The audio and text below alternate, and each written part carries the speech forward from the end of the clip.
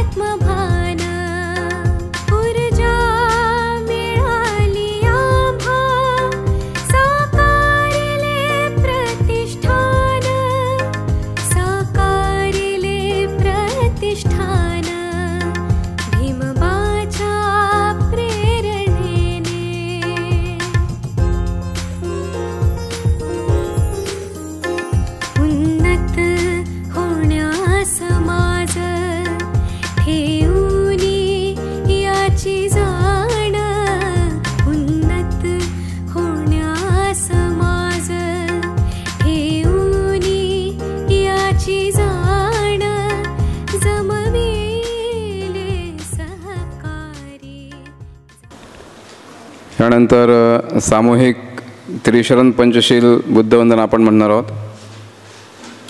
अरहं सम्मा संबुद्धो भगवा बुद्धं भगवन्तं अभिवादेमि।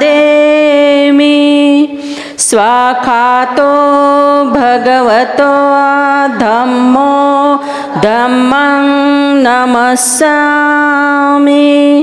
सुपटिपन्नो भगवतो सावक संघो संघं नमामि।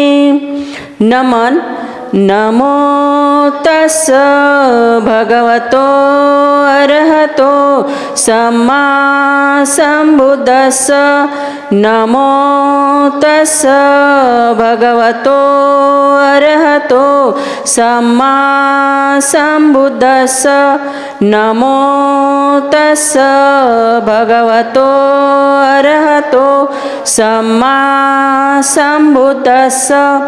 त्रिशरण बुद्धं शरणं गच्छामि, धम्मं शरणं गच्छामि, संघं शरणं गच्छामि। द्वितीयंपि बुद्धं शरणं गच्छामि, द्वितीयंपि धम्मं शरणं गच्छामि, द्वितीयंपि संघं शरणं गच्छामि, तृतीयंपि बुद्धं शरणं गच्छामि, तृतीयंपि धम्मं शरणं गच्छामि, तृतीयंपि संघं शरणं गच्छामि। पंचशील पाणातिपाता वेरमणि सिक्खापदं समादयामि अदिन्नदाना वेरमणि सिक्खापदं समादयामि कामेषु मिच्छाचारा वेरमणि सिक्खापदं समादयामि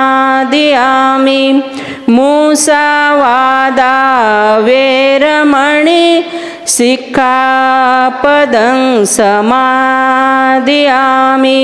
सुरामेरयमज्जपमादठाना वेरमणि सिक्खापदं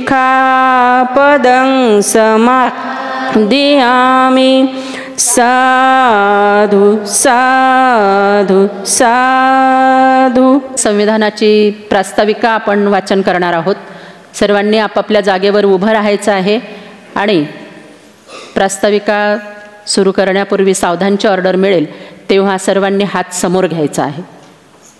एक साथ सावधान. आम्ही भारताचे लोक भारताचे एक सार्वभौम समाजवादी धर्मनिरपेक्ष लोकशाही गणराज्य घडवण्याचा व त्याच्या सर्व नागरिकास सामाजिक आर्थिक व राजनैतिक न्याय विचार अभिव्यक्ती विश्वास श्रद्धा व उपासना यांचे स्वातंत्र्य दर्जाची व संधीची समानता निश्चितपणे प्राप्त करून देण्याचा आणि त्या सर्वांमध्ये व्यक्तीची प्रतिष्ठा व राष्ट्राची एकता आणि एकात्मता यांचे आश्वासन देणारी बंधुता प्रवर्धित करण्याचा संकल्पपूर्वक निर्धार करून आमच्या संविधान सभेत आज दिनांक 26 नोव्हेंबर 1949 रोजी याद्वारे हे संविधान अंगीकृत आणि अधिनियमित करून स्वतःप्रत अर्पण करीत आहोत. जय भीम. एक साथ विश्राम. सर्वांनी खाली बसून घ्यायचं आहे.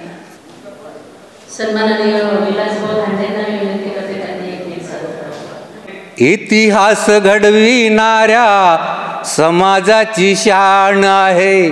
इतिहास घडविणाऱ्या समाजाची शान. त्याचे वारे येथून वाहू लागले हो येथून वाहू लागले. पाऊले तयांचीकडे वळू लागले. पाऊले तयांचीकडे वळू लागले. बुद्धाची शांती इथे ज्योतिबाची क्रांती वसे.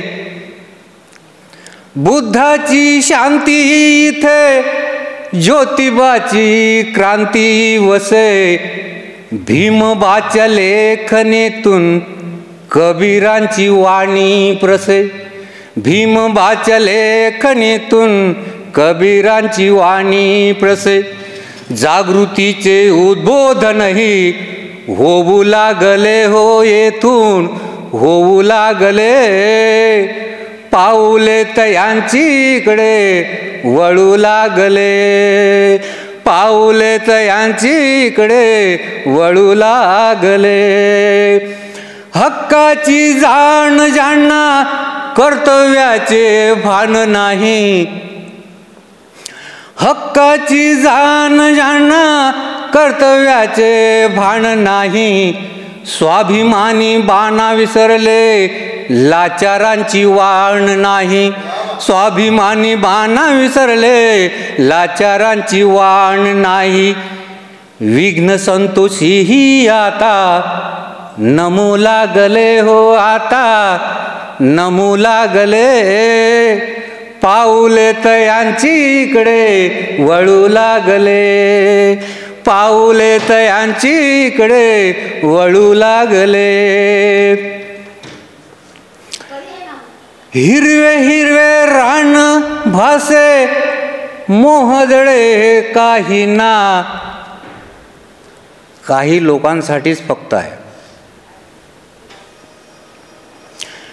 हिरवे हिरवे रान भासे मोहदळे हो काहींना, चरण्याची संधी इथे वाटतसे स्वैर वळूंना, चरण्याची संधी इथे वाटतसे स्वैर वळूंना.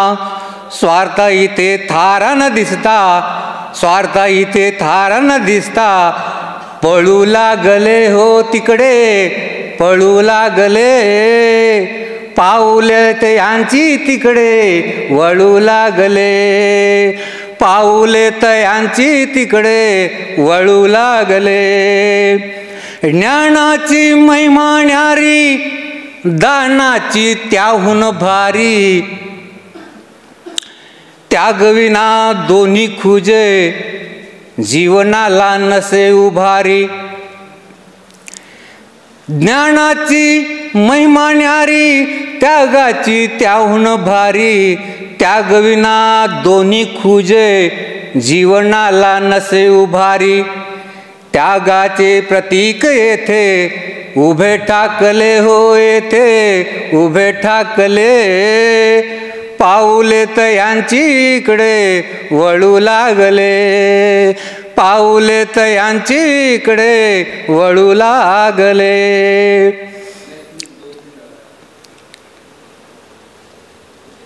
दर्जेदार शिक्षण इथले,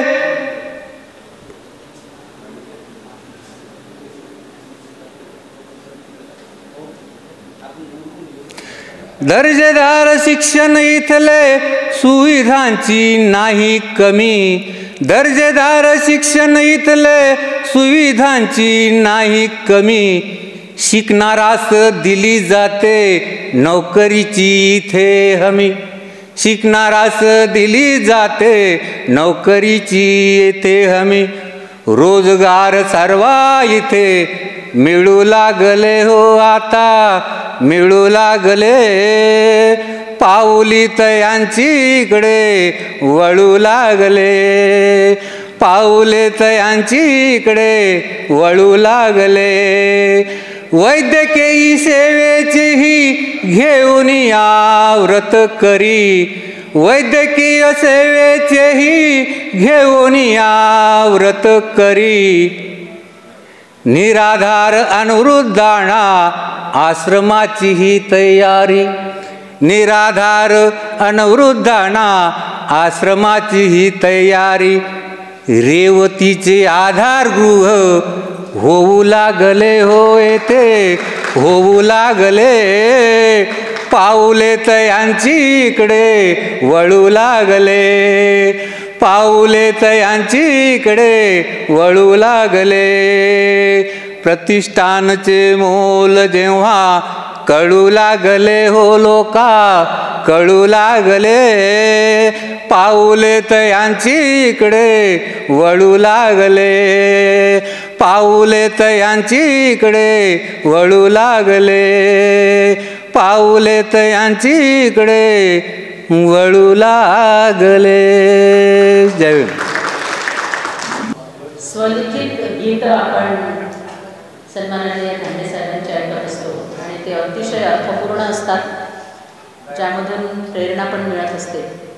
आणि प्रतिष्ठानवर लिहिलेलं हे गीत कसं प्रतिष्ठान निर्माण झालं आणि कसे लोक आता जुळू लागले हे सरांनी इथे सादर केलेलं आहे.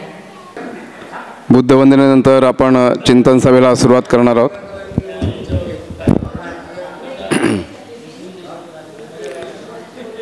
आजच्या चिंतन सभेचे अध्यक्ष म्हणून ह्या ऐतिहासिक संस्थेचे आजीव सदस्य तथा धम्मदानदाते, विशेष धम्मदानदाते सन्माननीय माजी प्राचार्य मधुकर शिरसाट सरांना मी विनंती करतो त्यांनी अध्यक्ष म्हणून ह्या सभेचं अध्यक्षस्थान स्वीकारावं. सोबतच मी विनंती करेन प्रमुख उपस्थिती म्हणून माजी पोलीस अधिकारी सन्मान्य PT इंगळे साहेबांना त्यांनीसुद्धा विचारमंचावर आपलं स्थान ग्रहण करावं. सन्माननीय विलास दांडे सरांना सुद्धा मी विनंती करेन त्यांनीसुद्धा विचारमंचावर आपलं स्थान ग्रहण करावं. आजच्या कार्यक्रमाचे अध्यक्ष महोदय सन्माननीय मधुकरराव शिरसाट सरांचं स्वागत करण्याकरता मी विनंती करेन सन्माननीय अंबोरे साहेबांना त्यांनी शिरसाट सरांचं स्वागत करावं. सन्माननीय PT इंगळे साहेबांचं पुष्प देऊन स्वागत करण्याकरता मी विनंती करतो सन्माननीय उल्हास मोहोड साहेबांना. सन्माननीय विलास दांडे सरांचं स्वागत करण्याकरता मी विनंती करतो सन्मान्य हेमंत मोहोड साहेबांना.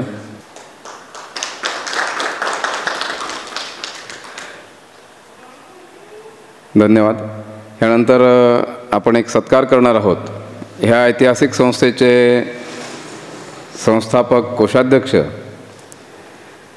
सन्माननीय रमेश तायडे साहेब आणि संचालिका सन्माननीय वंदनाताई तायडे हे दोघंही मागच्या 15-20 दिवसांपासनं अकोल्याच्या बाहेर होते. म्हणजे अकोल्याच्या बाहेर म्हणजे भारताच्या बाहेर होते. ते ओमानला गेले होते. कतार, ओमान तिकडचे कतार. तर तिकडचे आखाती देश त्यांनी हे 20 दिवस ते दौऱ्यावर होते आणि सुखरूपपणे परवाला रात्री अकोल्यात पोहोचले. त्याबद्दल ह्या ऐतिहासिक संस्थेच्या वतीनं आपण त्यांचा दोघंही उभे त्यांचा सत्कार करणार आहोत आणि त्यानंतर तायडे साहेबांचं मनोगतसुद्धा आपण ऐकणार आहोत. मी सन्मान्य विचारमंचाला विनंती करेन त्यांनी तायडे साहेब आणि तायडे मॅडमचं पुष्पगुच्छ देऊन स्वागत करावं.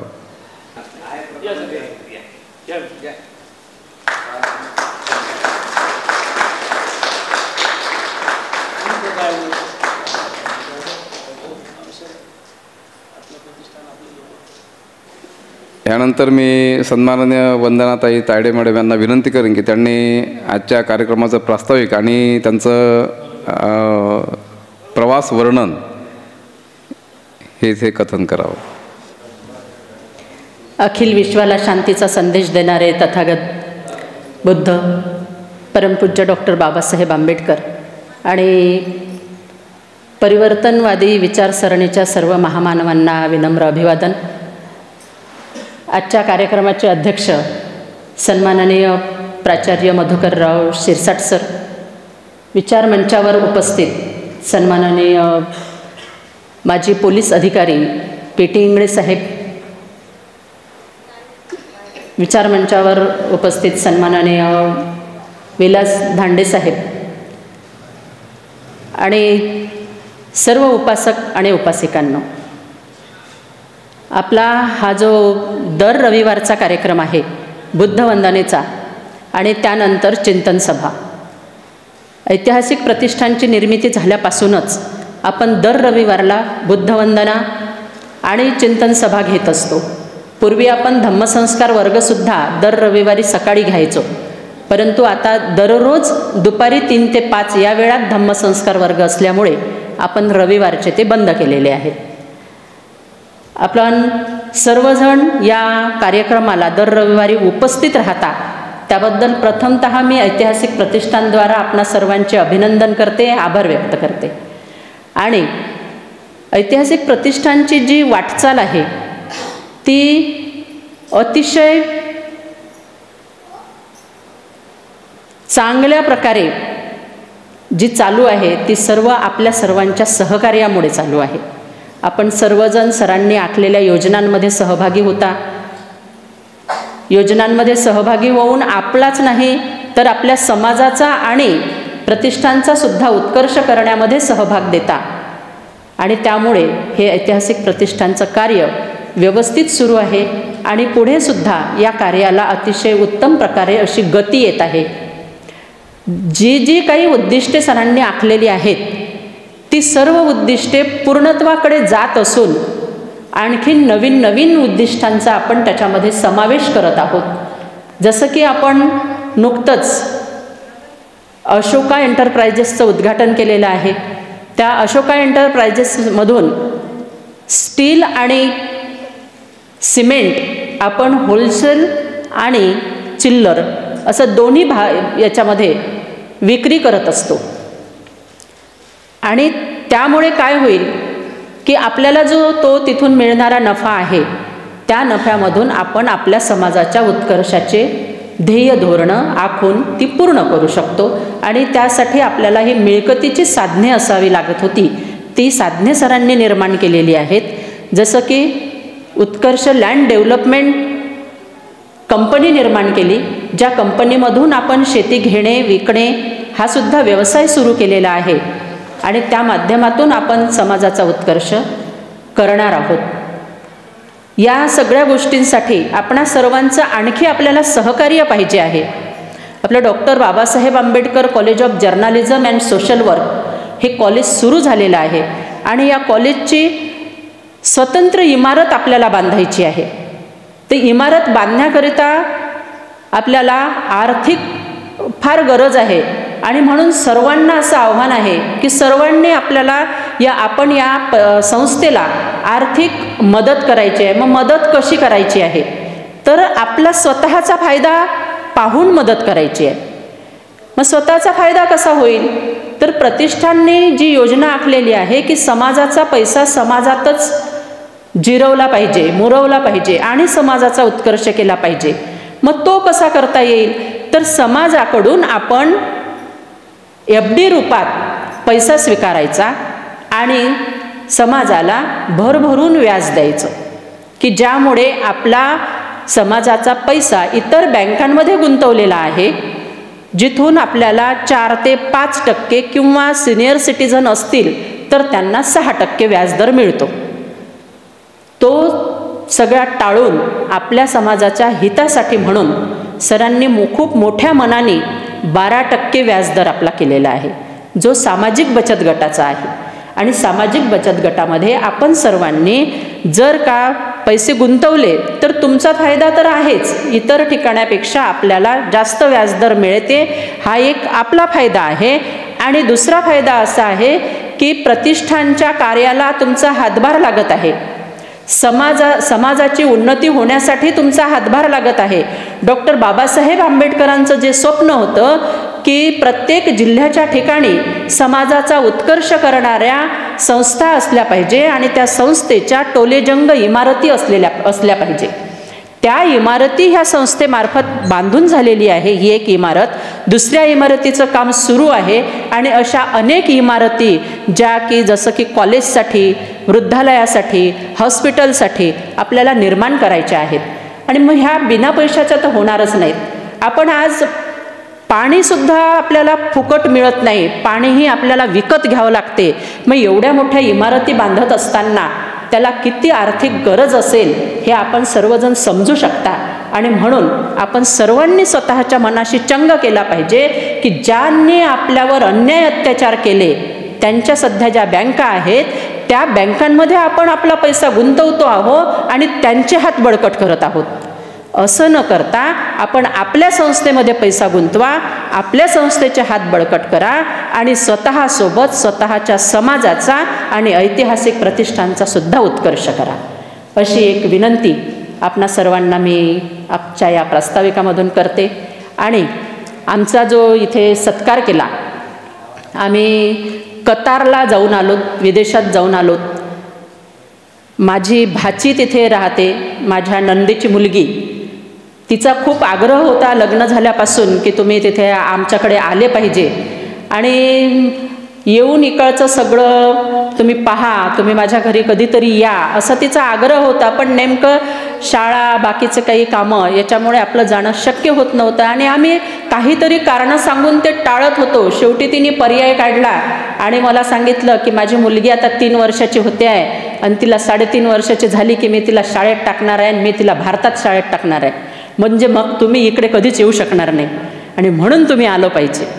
मग या एका अटीवर आम्ही तिला हो तर म्हटलं, पण उन्हाळ्याच्या सुट्टीत जाऊ. मग उन्हाळ्याच्या सुट्टीत जायचं म्हटलं तर ती म्हणे इकडे एवढं तापते की उन्हाळ्याच्या सुट्टीत तुम्ही सकाळी 7 वाजतासुद्धा घराच्या बाहेर पडू शकत नाही, त्यामुळे तुम्हाला आता यावं लागेल. म्हणून अगदी खूपच घाईगडबडीत का होईना, परंतु तिथे गेल्यानंतर मात्र फुरसतीने आम्ही हा दौरा केलेला आहे. विदेशात आपल्यापैकी बरीचशी मंडळी जाऊन आलेली आहे, सर्वांनी तिथे पाहिलं आहे. वाखाणण्यासारखं जे आहे, अगदी सर्वांच्या नजरेत भरते तिथे त्या जमिनीवर तिथल्या त्या भूमीवर पाय ठेवल्याबरोबर, ती म्हणजे तिथली स्वच्छता. एवढी स्वच्छता की आपण आपल्या घरात सुद्धा कचऱ्यात राहतो असं मला वाटते, इतकी तिथे स्वच्छता आहे. सर्वच बाबतीत, केवळ एका बाबतीत नाही. आपल्या घरात आपण खाली बसत असताना विचार करतो की काही सतरंजी वगैरे अंथरून बसू का, पण तिथे तुम्ही रोडवर जर लोटांगण घेतलं तर तुमच्या अंगाला मातीचा कणही लागणार नाही, एवढी स्वच्छता आहे. तिकडचं आर्थिक जे आहे ती अतिशय उन्नत आहेत. ते लोक खूप प्रगतिशील राष्ट्र आहे, अतिशय श्रीमंत आहेत. श्रीमंती पैसा म्हणजे तिकडे गेल्याबरोबर त्यांच्या चेहऱ्यावरचं जे तेज आहे त्या लोकांच्या, ते अगदी दिसून पडते. म्हणायला काय तर मुस्लिम राष्ट्र आहे, आणि तिथे गेल्यानंतर तिथल्या लोकांची वागणूक आणि ते जेव्हा बघितलं तेव्हा असं लक्षात आलं की आपण उगीच मुस्लिम समाजाला बदनाम करतो आहोत, की हे यांच्यामध्ये शांतता नाही.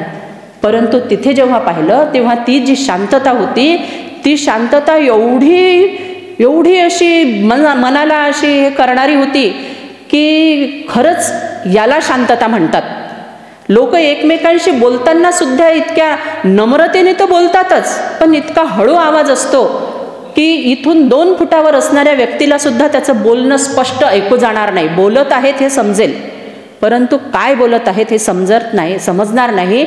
एवढ्या शांततेने ते एकमेकांशी बोलतात. माणसांचं सोडा, प्राणीसुद्धा. तिथे मांजरी बघितल्या आम्ही, भरपूर मांजरी आहेत कतारला. कुत्रा एकही दिसला नाही. इतर प्राणी दिसलेत, ते प्राणी आम्ही स्पेशल फार्म हाऊसला गेलो तेव्हा ते प्राणी दिसलेत.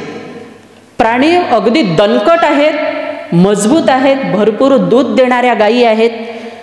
पण मांजरींमधले जो एक वैशिष्ट्यपूर्ण गुण पाहिला, जेव्हा हॉटेलमध्ये आमच्या जावयांनी आम्हाला जेवायला नेलं, 2-3दा गेलो, तिथे मांजरी होत्या.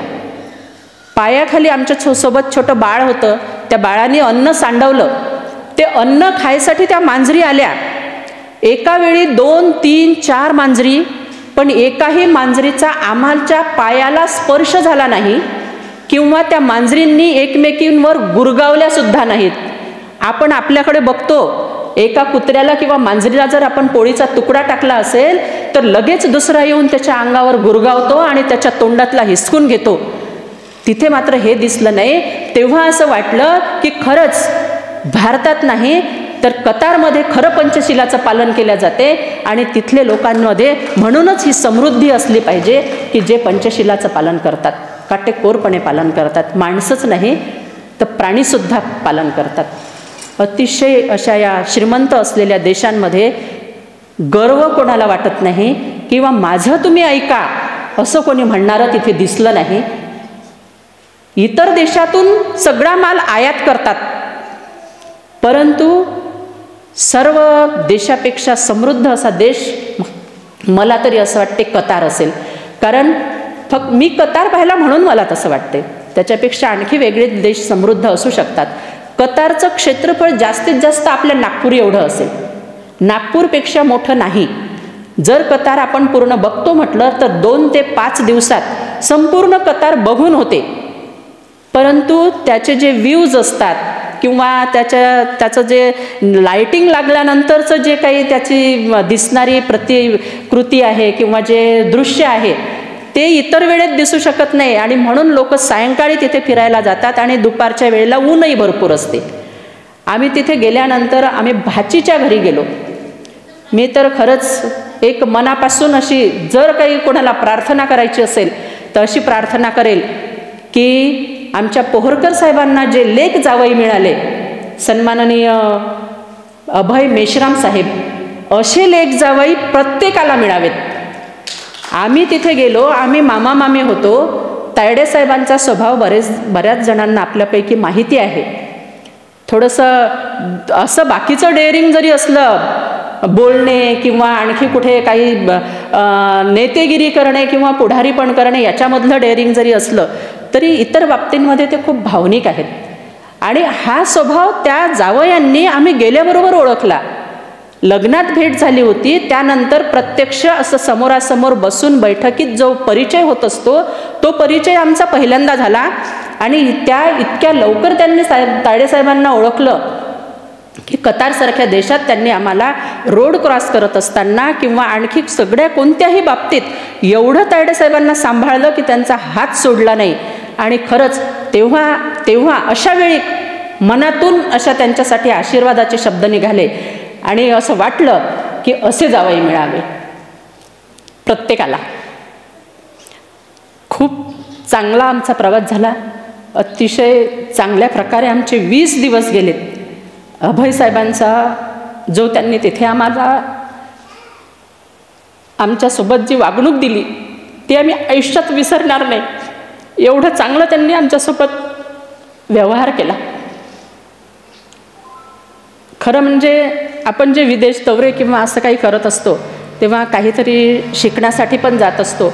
आणि म्हणून असं वाटते की आपण सुद्धा सगळ्यांनीच नाही कतार, कारण कतारला कसं आहे राहणे बाकीच्या सगळ्या गोष्टी खूप महाग आहेत, पण थायलंड, श्रीलंका हे जे आपले बुद्धिस्ट राष्ट्र आहेत इथे बुद्धिस्ट राष्ट्रांमध्ये तरी आपण गेलो पाहिजे.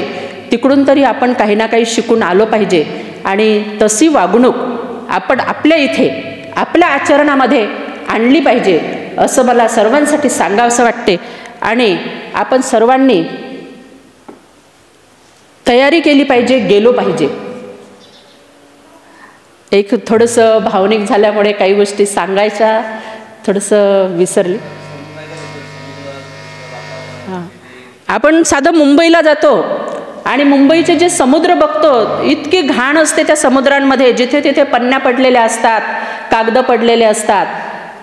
तिथे समुद्राचं पाणी सुद्धा इतकं स्वच्छ आहे, निळशार पाणी दिसते. जेव्हा इथे जातो मुंबईला तेव्हा त्या पाण्याचा रंग कोणता आहे हा सुद्धा आपल्याला कळत नाही, इतकं ते अस्वच्छ पाणी असते. आणि तिथल्या पाण्याचा रंग पाहिल्यावर समजलं की नकाशामध्ये पाण्याचा रंग निळा का असेल, तर खरोखर तिथलं जे पाणी आहे ते निळ्या रंगाचं पाणी आहे. आणि त्या कतारमध्ये वाळवंटी प्रदेश आहे, रेतीचे पहाड आहेत. जसे आपल्याकडे मातीचे ढिगांचे पहाड असतात तसे तिकडे सगळे रेतीचे पहाड आहेत. रेती आहे पूर्ण, माती तुम्हाला कुठेच दिसणार नाही. परंतु त्या लोकांनी एवढी हिरवळ केलेली आहे, एवढी समृद्धी केलेली आहे की जिकडे तिकडे तुम्ही जाल तर तुम्हाला हिरवगार दिसेल. आपण आपल्याकडे बोरी बाभळीच्या झाडांना महत्त्व देत नाही, पण तिथे जास्तीत जास्त बोरी आणि बाभळीच्या झाडं लावलेली आहेत. वास्तविक त्याला काटे आहेत, पण तरीही बोरी आणि बाभळीचे झाडं तिकडे लावलेली आहेत. आणि खजुराचं उत्पन्न भरपूर प्रमाणात तिथे निघते. त्या खजुराच्या उत्पन्नावर ती लोक, तिथला जे मजूर वर्ग आहे तो उदरनिर्वाह करतो. अनेक देशामधून अनेक लोक तिथे काम करण्यासाठी गेलेले आहेत, मजुरी मिळवण्यासाठी गेलेले आहेत. भारतातून गेलेले लोक तिथे जाऊन अतिशय स्वच्छ राहतात, स्वच्छता पाळतात, स्वच्छता करतात. पण तेच इकडे आले की मात्र बदलतात. हे असं का? असं व्हायला नको असं एक वाटते. आणि तिथला जो राजा आहे तिथे निवडणूक प्रकार आहे, निवडणुकाही होतात, परंतु तिकडे राजा आहे आणि त्या राजाचं सगळ्या देशावर लक्ष आहे. आता देश म्हणजे नागपूर एवढा आहे, पूर्ण देशभर त्याचं लक्ष आहे. तिथला जो येणारा मजूर आहे, तिथे आलेला मजूर आहे, जो काम करणारा मजूर आहे, तो उपाशी राहू नये. कारण काय की इतर लोकांना भरपूर पगार आहेत पण मजुरांना फार कमी मजुरी आहे. मग तो उपाशी राहू नये म्हणून तिथल्या राजाने ठिकठिकाणी बेकरी लावलेल्या आहेत, ज्या बेकरीमधून 1 रुपयाला 1 पोळी मिळते. जी पोळी आपण खाल्ली की एका पोळीतच पोट भरते, एवढी मोठी ती पोळी असते. पोळी लहान नसते, एका पोळीत एका माणसाचं जेवण होईल एवढी मोठी ती पोळी. म्हणजे तिथे कोणीही उपाशी राहत नाही. हा सुद्धा पंचशिलेचाच एक भाग आहे. दुसरं असं की तिथले लोक, महिला कुठे दिसणार नाहीत तुम्हाला बाहेर, रात्री मात्र फिरायला दिसतील. बगीचा, ठिकठिकाणी बगीचा आहे, त्या बगीचे ओपन आहेत, कुठे तिकीट तुम्हाला लागणार नाही. त्या बगीच्यामध्ये तुम्ही किती वेळ जाऊन बसा, घरातून किती सामान न्या, तिथे ठेवा, वापरा, वापस घेऊन या. आणि लोक एवढे शिस्तबद्ध की सगळं काही कचरा आहे ते आपले जेवण झाल्यानंतर सगळं आपल्यासोबत पन्नीत भरतात, कॅरीबॅगमध्ये भरतात आणि ते डस्टबिनमध्ये टाकतात. भारतामध्ये जेवढा पन्न्यांचा कॅरीबॅगचा वापर होत नसेल तेवढा वापर त्या कतारमध्ये होतो. पण तुम्हाला रस्त्यावर इकडे तिकडे कुठेही पडलेली दिसणार नाही. लोकांच्या तोंडात पुडी दिसणार नाही, गुटखा दिसणार नाही, पानपट्टी आम्हाला डोळ्यानं दिसली नाही. आपण डॉक्टर बाबासाहेब आंबेडकरांनी दिलेला जो संदेश आहे की दर रविवारी बुद्ध विहारात गेलो पाहिजे, ज्याच्यामुळे आपण आज श्वास घेतो, सुखाचा घास खातो, सुखाची झोप घेतो, त्यांनी दिलेला संदेश आपण पाळत नाही. दर रविवारचा 1 तास आपण काढत नाही. त्या कतारमध्ये दर शुक्रवारी 4 वेळा अजान होते. शुक्रवारचे सोडा, आठवडाभरही म्हणजे दिवसभरही रोजही अजान होतातच. पण शुक्रवार ते खूप जास्त मानतात आणि म्हणून शुक्रवारच्या दिवशी जे जे लोक रस्त्यावर उभे असतात ते लोक अजानची वेळ झाल्यानंतर तिथल्या तिथे अजान करायला सुरुवात करतात, नमाज पढायला सुरुवात करतात. आणि त्यांची ही जी धर्मनिष्ठता आहे ही खरंच वाखाणण्यासारखी आहे. आपण त्यांच्याकडून शिकलो पाहिजे की धर्मनिष्ठता काय आहे.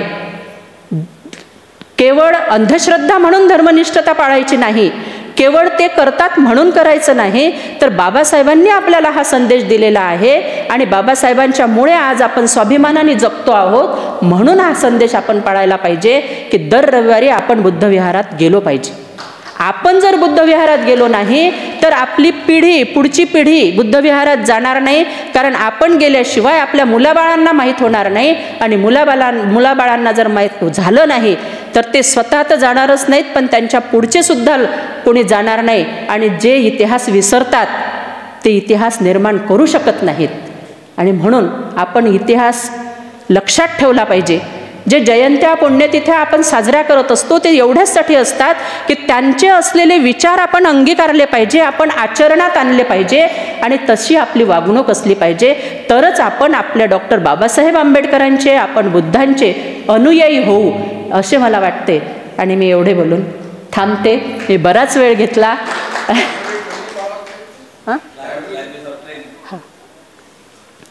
दोन गोष्टी अतिशय आवडल्या आम्हाला तिथल्या. कतारला गेल्यानंतर त्यांनी भरपूर काही दाखवलं, परंतु एक म्हणजे डेझर्ट सफारी, जी की रेतीचे पहाड आहेत. आत्ताच मी सांगितलं त्या रेतीच्या पहाडावर सरळ अशी उभी गाडी चढते आणि तशीच सरळ दुसऱ्या बाजूला उतरते. हे एक असं नाविन्यपूर्ण वैशिष्ट्यपूर्ण होतं. परंतु त्याहीपेक्षा 1 नंबरवर आवडलेली जी गोष्ट आहे ती आहे तिथली लायब्ररी. लायब्ररी एवढी सुंदर आहे. कतार युनिव्हर्सिटी आहे, त्या युनिव्हर्सिटीमध्ये कॉलेजेस आहेत, शाळा आहेत आणि त्यांची मिळून एक लायब्ररी आहे. मग लायब्ररी म्हटलं की आपण जनरली हा विचार करतो की तिथे वाचनाचे पुस्तकं असतील, अभ्यासाचे पुस्तकं असतील आणि सगळं काही मोठ्यांसाठी असेल, छोट्या मुलांसाठी काहीच नसेल. परंतु तिथे जे पाहिलं, मोठ्या मुलांसाठी, मोठ्या व्यक्तींसाठी अभ्यासाची पुस्तकं, अवांतर वाचनाची पुस्तकं, सर्व भाषांची पुस्तकं आणि सगळ्या याचं वेगवेगळं डिपार्टमेंट. जर सायन्सचा विभाग असेल तर एवढं आपला हा जो हॉल आहे या हॉलपेक्षा दुप्पट तिप्पट मोठा केवळ सायन्सचा भाग. मग त्यामध्ये बायोलॉजी वेगळं असेल, केमिस्ट्री वेगळं असेल, फिजिक्स वेगळं असेल आणि जे जे काही सायन्समध्ये आणखी येतं, झुऑलॉजी वगैरे जे काय असेल ते सगळं वेगवेगळे त्याचे पार्ट. मग कोणतं पुस्तक कुठे आहे एवढ्या ह्याच्यामध्ये कसं शोधावं, त्याच्यासाठी प्रत्येक विभागामध्ये, प्रत्येक पार्टमध्ये लॅपटॉप ठेवलेले आहेत, कम्प्युटर स्क्रीन लावलेली आहे की तुम्ही तिथे जा आणि तिथे स्क्रीन टच केलं की तुम्हाला कोणतं पुस्तक पाहिजे ते 1 मिनिटात तुम्हाला मिळेल. मग कोणता विभाग कुठे आहे हे शोधायसाठी या सगळ्या विभागांचं एक मोठं स्क्रीन आहे. त्या मोठ्या स्क्रीनवर तुम्ही जा आणि तिथे तुम्ही हे करा. लिफ्ट पाहिली, तिथे 20 बाय 20ची लिफ्ट आहे, पूर्णतः काचेची. 3 मजली असलेलं ग्रंथालय, ज्या ग्रंथालयामध्ये डोळे असे फाकत होते ते पुस्तकांची रचना आणि पुस्तकं ते बघून तिथले. डॉक्टर बाबासाहेब आंबेडकरांची पुस्तकं आहेत का नाही ते शोधलं आम्ही तिथे. ती पुस्तकंसुद्धा आहेत, बुद्धांची पुस्तकं आहेत. आणि छोट्या मुलांसाठी जी लायब्ररी आहे त्या लायब्ररीमध्ये कॉमिक्स वगैरे सारखी पुस्तकं तर आहेतच ठेवलेली, त्यांच्यासाठी सुद्धा लॅपटॉप स्क्रीन आहे. तिथे जी शिकलेली मुलं आहेत ती त्या स्क्रीनवर जाऊन शोधून घेतील. पण जे अगदीच 2.5-3 वर्षाची मुलं आहेत यांच्यासाठी एक वेगळं कंपार्टमेंट आहे. त्या कंपार्टमेंटमध्ये ती मुलं कशी रमतील, कशी खेळतील अशी साधनं ठेवलेली आहेत की ती मुलं तिथे आले की तासनतास गुंतून राहतात आणि त्यांना घरी जायचं असं वाटत नाही, घरी जावं म्हणून की वडिलांच्या आईवडिलांच्या ते मागे लागत नाहीत की आता घरी चला बस झालं. इथे इतकं रमणीय आणि वाचनीय प्रशस्त असं तिथलं ग्रंथालय आहे. महत्त्वाचा मुद्दा सुटला होता, खंडेराव साहेबांनी आठवण करून दिला, धन्यवाद. आणि आपण सर्वांनी जो आमचा सत्कार केला त्याबद्दलही आपणा सर्वांचे धन्यवाद. पी.टी. इंगळे साहेबांचे मनपूर्वक अभिनंदन. त्यांनी जे शील्ड मिळालं राष्ट्रीय लेवलवर त्यांची प्रगती झालेली आहे आणि आपल्या सर्वांच्या पुन्हा एकदा सरांच्या सोबत शुभेच्छा आहेत. मी सर्वांची वेळ घेते आणि थांबते. धन्यवाद. अतिशय तळमळीने सन्माननीय तायडे मॅडम यांनी प्रतिष्ठानच्या वाटचालीबद्दल आपल्याला माहिती दिली आणि आवाहनसुद्धा केलं की आपण सातत्यानं इथे आपल्या कमाईचा 20वा भाग हा दिला पाहिजे आणि समाजाचा आपल्यासोबतच उत्कर्ष साधला पाहिजे. आणि कतारचं वर्णन एवढं अतिशय सुरेख पद्धतीने त्यांनी केलं की जसं आपण तिथे आहोत का काय असा भास झाला होता. धन्यवाद. यानंतर विचारमंचावर विराजमान असलेले सन्मान्य पी.टी. इंगळे साहेबांना मी विनंती करेन त्यांनी आपलं मनोगत व्यक्त करावं. विश्वाला शांतीचा संदेश देणारे तथागत बुद्ध, विश्वरत्न डॉक्टर बाबासाहेब आंबेडकर, महात्मा ज्योतिबा फुले, संत रविदास, राजश्री शाहू महाराज, रामजी आंबेडकर आणि मानवतेच्या कल्याणासाठी ज्या ज्या महामानवांनी आपल्या श्वासाच्या शेवटच्या श्वासापर्यंत झटले त्या सर्व महामानवांना त्रिवार वंदन करतो. आजच्या कार्यक्रमाचे अध्यक्ष आदरणीय सिरसाट साहेब, प्रमुख उपस्थिती आदरणीय धांडे सर, उपस्थित बंधू आणि भगिनींनो, आजचा कार्यक्रम नेहमीप्रमाणेच आपला विचारविनिमय करण्याचा असतो आणि प्रतिष्ठानचं काय काम झालं, पुढे काय काम करायचं आहे, याच्यामध्ये काय काय सुविधा आहेत, समाजासाठी काय उपयोगिता आहे, समाजाच्या अनिष्ट चालीरीती कशा काय नाहीशा होतील, मुलांना कसं काय चांगले संस्कार मिळतील, मुलांना उच्च शिक्षण कसं मिळेल आणि आपल्या समाजाच्या प्रत्येक घराची परिस्थिती कशी काय सुधरेल याबाबत प्रतिष्ठान नेहमी झटत आहे आणि त्याकरता आपली साथ अत्यंत आवश्यक आहे. आदरणीय वंदनाताई तायडेंनी सांगितलेलेच आहे की कोणत्याही कामाला पैशाची अत्यंत आवश्यकता असते, पैशाशिवाय काहीही होत नाही. आदरणीय भारसागडे सरांच्या कल्पनेतून आपण त्या पैशाची सुद्धा व्यवस्था केलेली आहे जेणेकरून समाजावर भार पडणार नाही, परंतु हे थोडी तोडकी पडते. म्हणून समाजाकडे वारंवार आपण मागणी करतो, परंतु प्रतिष्ठान फुकट काही घेत नाही आणि प्रतिष्ठानला फुकट काही नकोसुद्धा, कारण फुकट घेण्याची एक वेळा सवय पडली तर ती वारंवार सवय पडते आणि शेवटी त्याला भिकारी म्हणतात. परंतु प्रतिष्ठान आणि आपला समाज हा डॉक्टर बाबासाहेब आंबेडकरांनी आपल्याला स्वाभिमान शिकवला आहे आणि त्यामुळे आपण स्वाभिमानी आहोत. समाजाला फायदा झाला पाहिजे.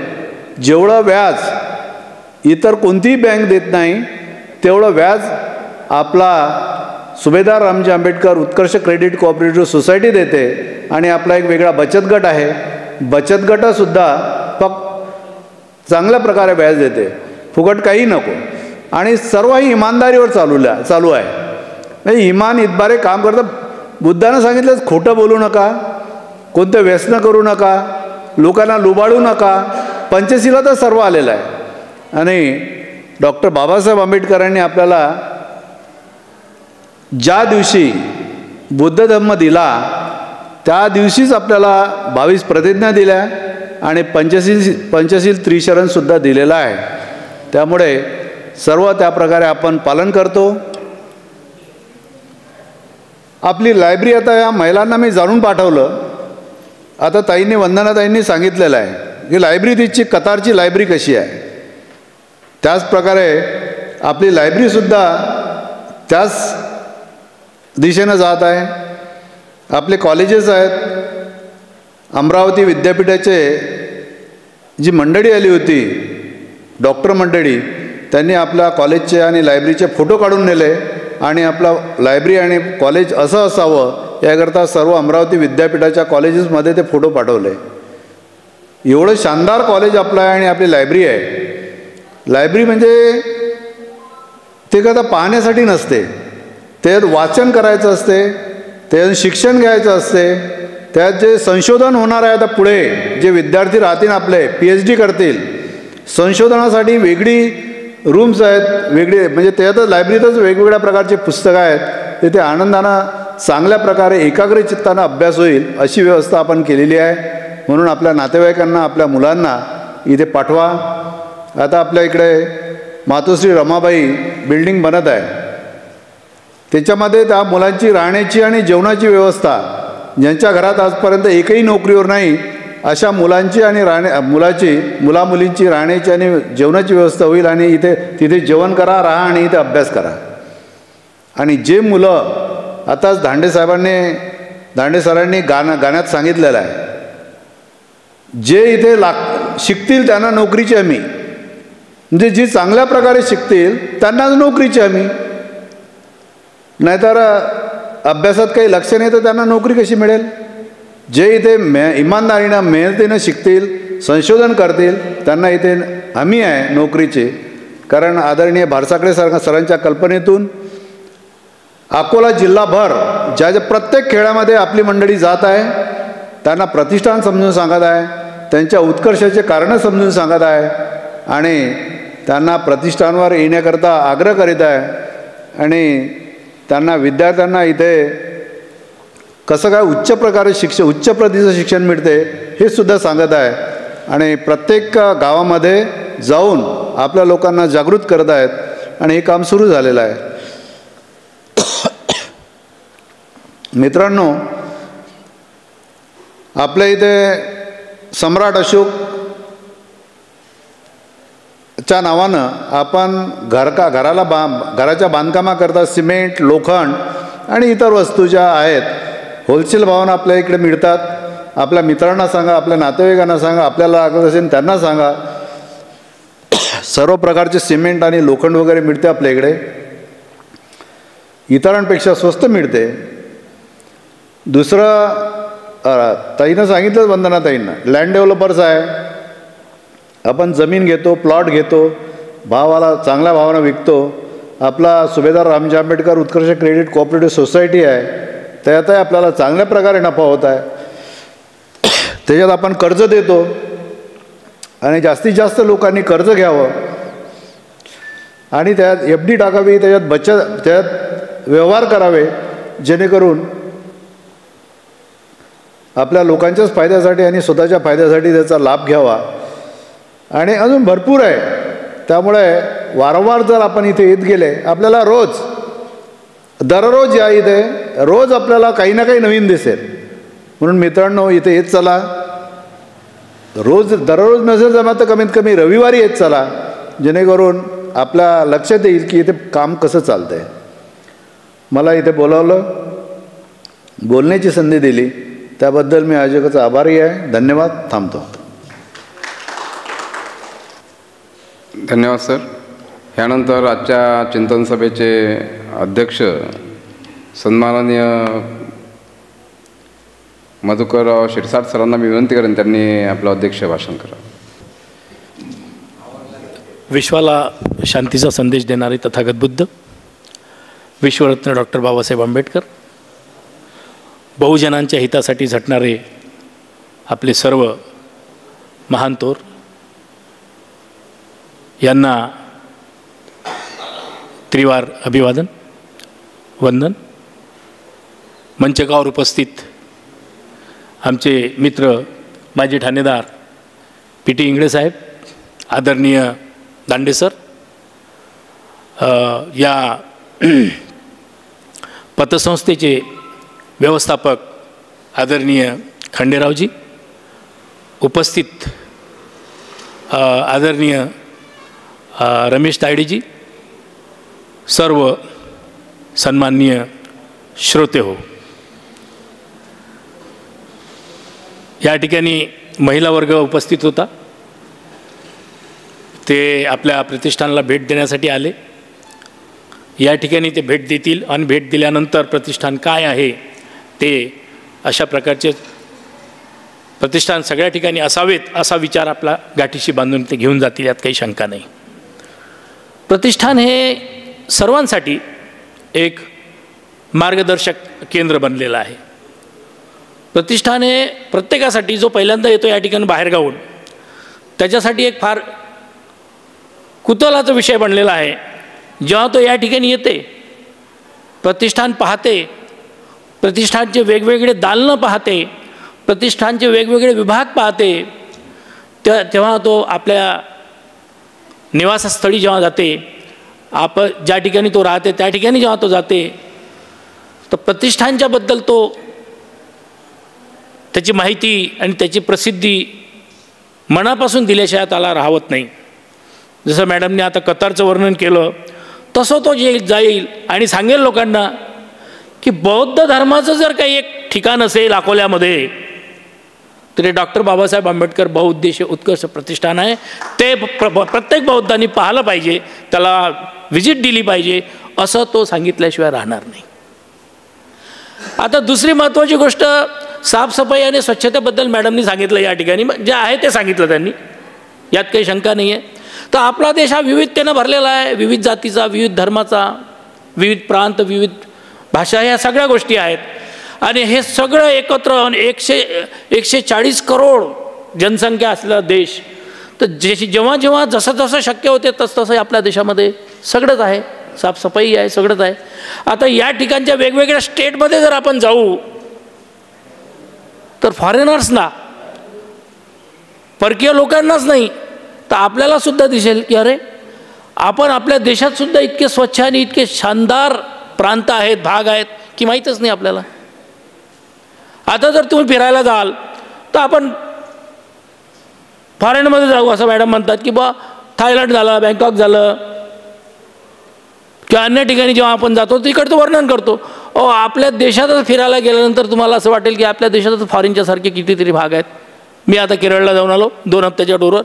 केरळमध्ये पाय ठेवल्याबरोबर इतकं हिरवंगार आणि इतकं स्वच्छ आहे की काय काय सांगा. आपण फॉरेनमध्येच आलो असं वाटतं आपल्याला. स्वर्ग जर कुठं असेल तिथं आहे हमी नसतो, हमी नसतो, हमी नसतो, याच ठिकाणी स्वर्ग आहे असं आपल्याला वाटणार आहे. तिथं उतरल्याबरोबर मी हॉटेलवाल्याला पहिले सांगितलं की बा AC बंद करा. तर हॉटेलच्या त्या काउंटरवर तो स्वागत कक्षावर जो व्यक्ती होता त्याने सांगितलं, साहेब यहाँ पे किसी भी हॉटेल में AC है ही नहीं. केरळच्या कुठल्याही म्हणजे मुन्नारला उतरलो आम्ही जेव्हा मुन्नारमध्ये, तर त्यांनी सांगितलं की इथल्या कुठल्याही हॉटेलमध्ये ACच नाही आहे. किती थंड आहेत ते. तर भारतामध्ये वेगवेगळ्या भागामध्ये ह्या सगळ्या गोष्टी आपल्याला पाहायला मिळतील. अकोल्यामध्ये किंवा महाराष्ट्रामध्ये आल्यानंतर वेगळा प्रकार आपल्याला दिसेल. तर या ठिकाणची विशेषतः आपल्या अकोल्याची जर आपल्याला आपल्या बौद्ध धर्माला, आपल्या बौद्ध लोकांना जर पाहायची असेल तर ह्या प्रतिष्ठानाला भेट दिल्याशिवाय आणि या प्रतिष्ठानची विशेषता सांगितल्याशिवाय, वाखाणल्याशिवाय पर्याय नाही. आणि मग या ठिकाणच्या ज्या प्रतिष्ठानच्या ज्या गोष्टी आहेत त्या आपण अशाच रीतीनं अनुकरतो ना. अशाच रीतीनं आपण त्या या ठिकाणी सरांनी सांगितलेलं आहे की प्रतिष्ठानमध्ये प्रत्येक गोष्ट हे फार अतुलनीय, फार आकर्षक आणि फार सुंदर आणि खूप महाग आणि खूप टिकाऊ आणि खूप चांगल्या प्रतीची असली पाहिजे. कुठल्याही प्रकारची तकलागू कोणतीही गोष्ट या प्रतिष्ठानमध्ये सरांनी वापरलेली नाही. त्यांचं म्हणणंच आहे की उत्कृष्ट असलं पाहिजे. कारण एरवी तसेही आपल्या लोकांना नाव ठेवतात काय, त्यांचं काय ते अर्धवटच काम असते. तो प्लॅस्टरच झालेला नसते, त्याला दरवाजाच नसते, अशा प्रकारे या ठिकाणी आपल्याला दिसणार नाही. आणि ज्या ज्या ठिकाणी आपल्याला अशा प्रकारचं दिसते त्या त्या ठिकाणी सर मार्गदर्शन करतात आणि काय करावं ते सांगतात. तर त्या दृष्टीने बौद्ध धर्माचं एक उत्कृष्ट प्रकारे आपण काय म्हणू की या ठिकाणी ह्या पाहायला मिळेल आपल्याला. प्रगतिशील जर गोष्ट काही असेल तर ते प्रतिष्ठानमध्ये आपल्याला पाहायला मिळत आहे. आणि वेगवेगळ्या गोष्टी आपल्याला इंगळे साहेबांनी सांगितलेलं आहे. बाजूची मागची इमारत बनवून राहिली, रोज काम चालू आहे, झपाट्यानं चालू आहे. आणि जे काही ठराविक गोष्टी आहेत, ठरलेल्या गोष्टी आहेत, त्या गोष्टीसुद्धा बनत आहेत. काय म्हणतात आपलं सुपर स्पेशालिटी हॉस्पिटल बनत आहे, काय आणखी आपली वृद्धाश्रम वगैरे आहे त्या दृष्टीने सुद्धा पावलं टाकल्या जात आहेत. आणि पतसंस्था आपली फार पद्धतशीर आणि काय म्हणतात फार प्रगती अशी करून राहिलेली आहे. केशवनगरला त्याची एक शाखा आहे. आणि ज्या काही आहेत उद्या चालून हे बँकेत रूपांतर होईल, उद्या चालून सरांचा जो साप्ताहिक आहे तो दैनिक होईल. ह्या दृष्टीनं सगळ्या गोष्टीची आपण पावलं टाकत आहोत. या ठिकाणी उपस्थितांना मला एवढंच सांगावं वाटेल. मी स्वतःला या ठिकाणी थांबवतो. जय भीम. धन्यवाद सर. यानंतर आभार प्रदर्शन करण्याकरता विचारमंचावर विराजमान असलेले सन्माननीय विलास दांडे सरांना मी विनंती करेन त्यांनी आभार प्रदर्शन करावं. तथागत भगवान गौतम बुद्ध, बोधिसत्व डॉक्टर बाबासाहेब आंबेडकर तथा समस्त महामानवांच्या विचारांना त्रिवार अभिवादन. आजच्या या चिंतन मंथन सभेचे अध्यक्ष, या प्रतिष्ठानचे धमादानदाते, आजीव सदस्य माननीय मधुकररावजी शिरसाट सर यांनी या कार्यक्रमाचं अध्यक्षस्थान भूषविलं. आणि अध्यक्षीय भाषणामध्ये या भव्य दिव्य प्रतिष्ठानची महती व्यक्त केली. त्याबद्दल त्यांचे या ठिकाणी आभार व्यक्त करतो. त्याचप्रमाणे प्रमुख अतिथी म्हणून विराजमान असलेले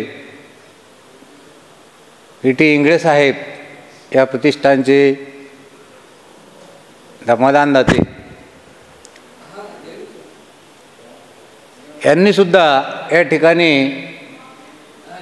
या ऐतिहासिक प्रतिष्ठानच्या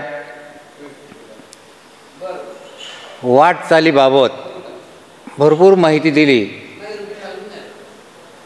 आणि सर्वांना दान देण्याचं आव्हान केलं. त्याबद्दल त्यांचेसुद्धा या ठिकाणी आभार व्यक्त करतो. तत्पूर्वी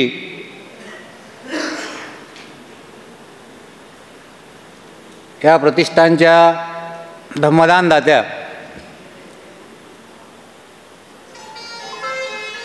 वंदनाताई तायडे मॅडम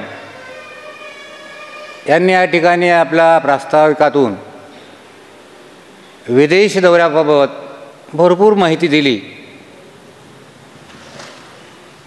तुलनात्मकदृष्ट्या आपण कोठे आहोत, भारत कोठे आहे आणि इतर देश कोठे आहेत ह्याची जाणीव त्यांनी करून दिली. बुद्धाचा देश आणि ज्या देशातून बुद्ध बाहेर देशात गेले तेथील वातावरण आणि येथील वातावरण ह्याची तुलनात्मकदृष्ट्या अतिशय मोलाची माहिती वंदनाताईंनी या ठिकाणी आपल्यासमोर मांडली. क्वचितच आपल्याला असं वाटलं पाहिजे की पंचशिलाचं पालन हे किती महत्त्वाचं आहे. हे आपण खास बौद्ध धर्मीयांपेक्षा इतर धर्मियांनासुद्धा त्याची जाणीव आहे आणि त्या जाणीवेतूनच त्या त्या देशातील वातावरण, त्या त्या भूभागातील वातावरण कसं सुखसमृद्धीनं नटलेलं आहे हे त्यांनी आपल्या भाषणातून या ठिकाणी व्यक्त केलं.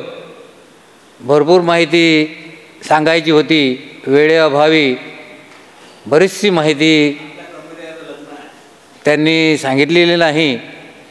पुढे कधीतरी तायडे साहेबसुद्धा सांगतील. त्यांना बाजूलाच ठेवलेला आहे सध्या, कारण ते पेट्रोल भरून आले त्यांच्यामुळे दुबईतून. त्यांचा घसा वगैरे खराब झाला आहे. ते पेट्रोल आता पचल्यानंतर त्यांनासुद्धा या ठिकाणी पुढच्या हप्त्यात किंवा मध्यंतरी कधीतरी ते चांगलं आपल्याला माहिती देतील अशी अपेक्षा व्यक्त करून सर्वांनीच या ठिकाणी दिलेली माहिती ग्रहण केली त्याबद्दल पुनश्च एकदा सर्वांचे या ठिकाणी आभार व्यक्त करतो. आजचा हा कार्यक्रम संक्षिप्त स्वरूपात आटोपण्याचं कारण एवढंच आहे की आपल्या डॉक्टर बाबासाहेब आंबेडकर बहुउद्देशीय उत्कर्ष प्रतिष्ठानचे कर्मचारी यांचा आज लग्नविधीचा सोहळा आहे बुलढाणा जिल्ह्यात. काही मंडळी गेलेली आहे आणि काही मंडळी आता निघत आहे. त्यामुळे बराचसा भाग हा आटोपता घेण्यात आलेला आहे. तरी याची माहिती सर्वांना आहे. तर कधी कधी काय होते, आम्ही आलो कार्यक्रम संपला, असं नाही झालं पाहिजे. म्हणून हे सूचना महत्त्वाची असते की काहीतरी अपरिहार्य कारणामुळे कधी कधी आटोपता घ्यावं लागते. ते आज आपण घेतलेलं आहे. तर असो, कार्यक्रम दर रविवारीच आहे, त्याच्यामुळे काही कुणाला प्रॉब्लेम नसावा अशी अपेक्षा व्यक्त करून पुनश्च एकदा सर्वांचे आभार व्यक्त करून हा कार्यक्रम अध्यक्षांच्या वतीने संपलेला आहे असं जाहीर करतो. धन्यवाद.